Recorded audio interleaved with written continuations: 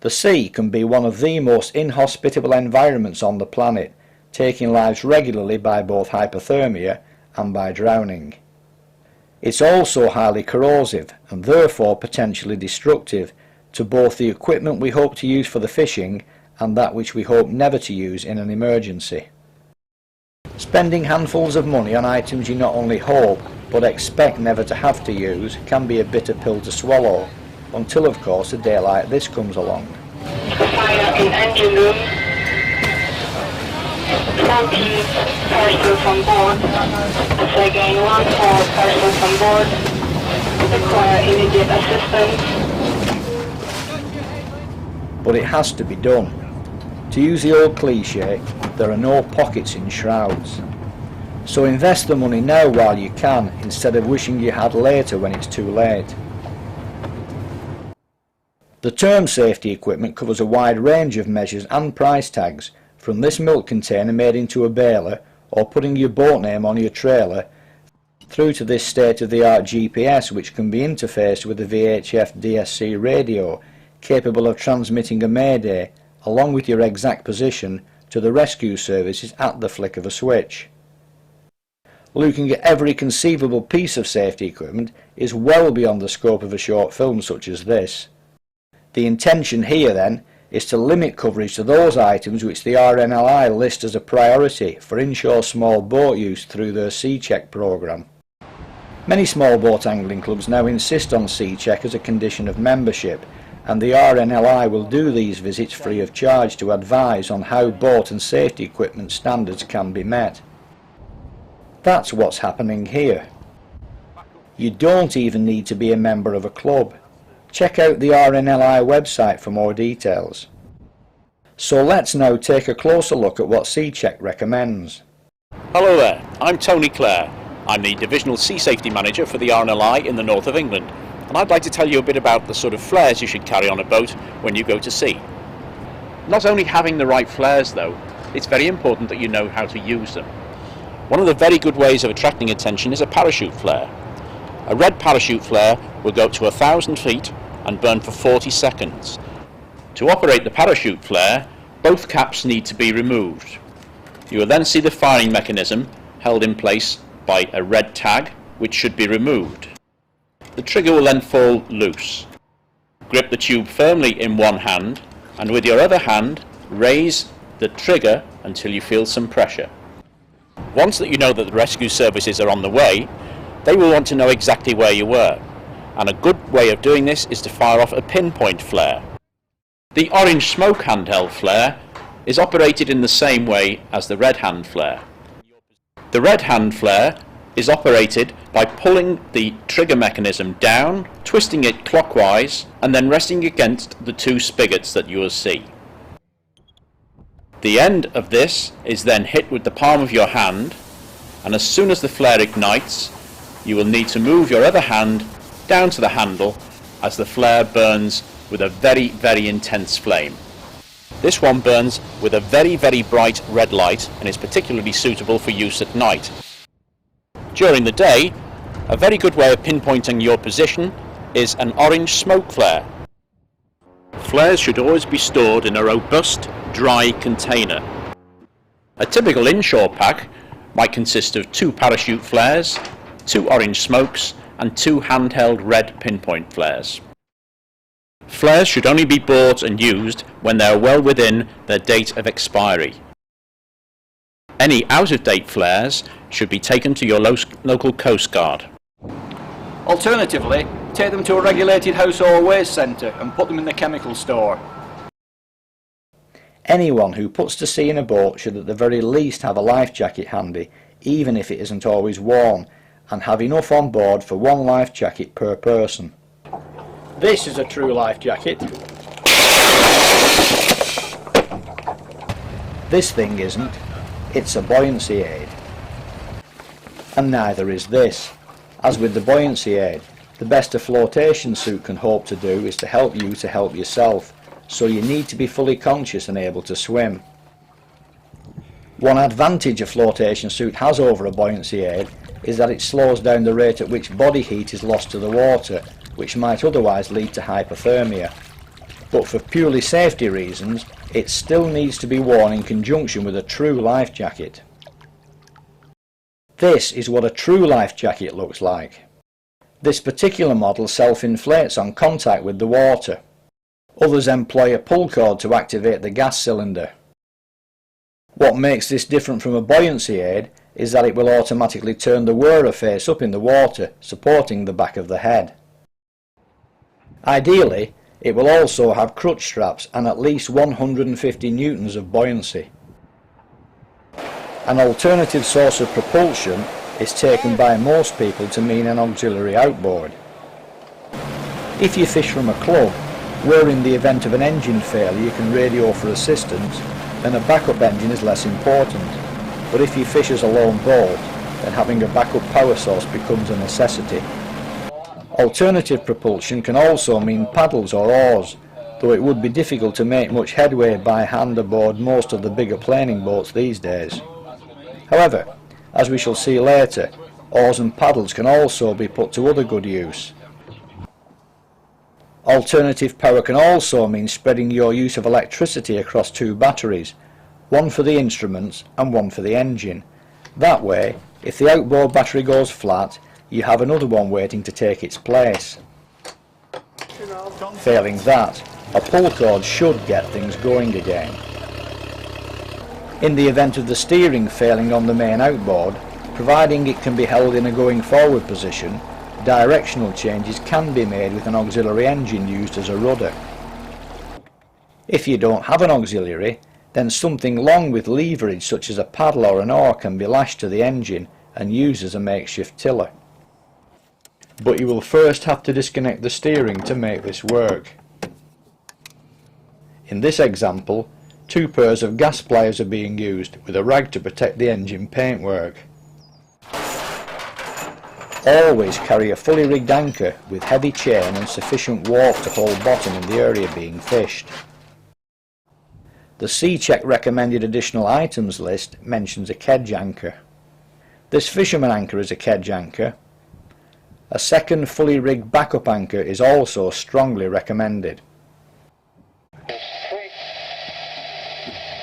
units of hazardous cargo, classes 2.1, 3 and 8. No defects, over. VHF Radio is now as much a practical working tool as it is a safety feature. Liverpool Coast Guard, Liverpool Coast Guard, Liverpool Coast Guard. This is Taurus, Taurus, Taurus. Could we have a radio check, please? Over. Taurus, Liverpool Coast Guard, loud and clear, over. The recommendation here is for a fixed set with a cuddy top aerial. Use the lower wattage output for close quarters boat to boat conversations on a working channel. But remember, the rescue services can't monitor these working channels, so a set with dual watch also monitoring channel 16 is strongly recommended. A handheld VHF and a mobile phone are all very well as backups, but are not advisable alternatives to a fixed DSC VHF radio set. With the advent of GPS, the magnetic compass has become virtually obsolete as a day-to-day working tool. Until you have a power failure, that is. So having a compass on board, even if you don't use it, is essential. Knowing how to use it and having some indication of the route back if you get lost is equally important. Imagine losing your GPS on a day like this. It's easy to become completely disorientated in freezing fog, and if you don't know where you are, how can you expect anyone else to find you and offer assistance? A useful idea is to carry a small notepad with compass bearings to and from regular marks and from known buoys back to base. A small pocket compass or a hand bearing compass kept with it might also come in handy too. Admiralty charts, besides being useful maps for finding your way about, are also excellent sources of information as to where to find certain species of fish. As for the navigational publications, plotting instruments and table of emergency signals, these are aimed more at coastal sailors and small boat anglers. Instead of struggling with a full chart for the day-to-day stuff, why not copy the relevant bits onto A4 sheets and have them laminated so they are more manageable and can cope with being wet. You do occasionally see the odd bigger trail dinghy with a life raft fitted to the cuddy roof, but for most inshore dinghy anglers this is perhaps an expense too far.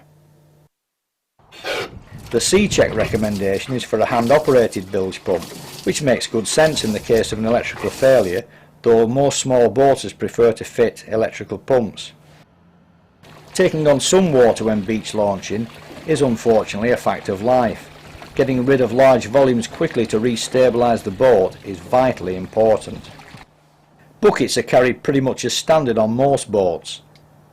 A flat bottom baler is also useful for scooping up shallow lying water on a flat deck.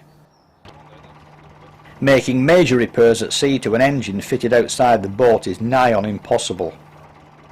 But minor get you home jobs such as plug changes, electrical repairs or patching up a fuel line can mean the difference between getting back under your own steam and asking for a tow. As with the outboard repairs, patching yourself up at sea also has its limitations. Protecting wounds and stemming bleeding are the obvious targets. Painkillers for headaches can also be the difference between a good and a bad day's fishing. If you intend to be on the water after dark, then port and starboard navigation lights are a must. And for fishing at anchor at night, an all-round white light fitted on a high vantage point is also important to help avoid collisions. In fog, sound is more important than vision, so a gas canister foghorn is required. Small glass fibre fishing boats don't show up well on radar, and I'm not sure how much good a radar reflector sitting in a low pitching sea is going to be either, but better to be safe than to be sorry. If you fish at anchor where these things are on the scene, then any advantage, however small, should be welcomed with open arms. If someone unfortunately goes overboard while fishing at anchor, they could drown in the time it takes to get the anchor up, unless of course you cut the rope. Throwing them a life ring, or anything else that floats and can be held onto, could be crucial. Then you can think about getting them back into the boat. When I first read the harness requirement, I assumed it only applied to yachtsmen, but thinking about it, fishing alone and going overboard from an anchored boat could be a very dangerous situation indeed. A non-restrictive harness such as a fixed rope tied around your waist is a very good and cheap insurance policy. Similarly, going overboard from a moving boat when travelling on your own could be equally disastrous, hence the need to attach the outboard kill cord. It's at times like this when a life jacket worn in the water can actually be a hindrance. So turn the person away from the boat and rope him up with the anchor warp so that you can drag him back over into the fishing well. That's impossible. For someone in the water who is conscious but unable to climb back into the boat, cut the engine, then lift them out of the water on the outboard's trim and tilt so that they can then scramble back across into the fishing well. Fiberglass is extremely tough stuff, and this is only a thin window cut, so imagine how tough a hull section reinforced with roving matting is going to be, on top of which most hulls these days are double skinned anyway below the waterline. The only way I could get through it was with this pointed hammer, but a hull could sustain damage if you hit a static object such as a rock at speed. So long as the hole is plugged, say with a wiper rag to minimise the inflow of water, with the aid of a bucket and a bilge pump, you should hopefully be able to make it back to base. Having light in the dark has many uses at sea, tackling up, netting fish and seeing where you're going being typical examples. Signalling for help and pinpointing your position to would-be rescuers would be two more useful advantages. And let's also not forget looking out for floating obstacles, such as this log. Fire in a boat is a frightening scenario. I know from personal experience because I was once rescued from a charter boat with an engine room fire. Different types of fires require different approaches when dealing with them. Electrical fires require a Class C extinguisher, whereas fuel fires come into Class B. A CO2 or dry powder extinguisher that can handle Classes A, B and C is strongly recommended.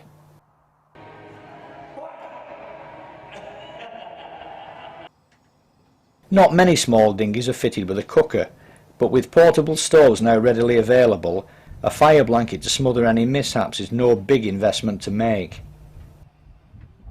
And if everything's in order, this is what you get: a nationally recognised annual C-Check compliance sticker for the window of the boat.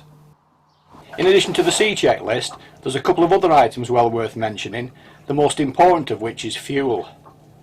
Always ensure that you have more than enough fuel for any journey before setting off, and carry a couple of spare gallons for emergencies as a matter of routine.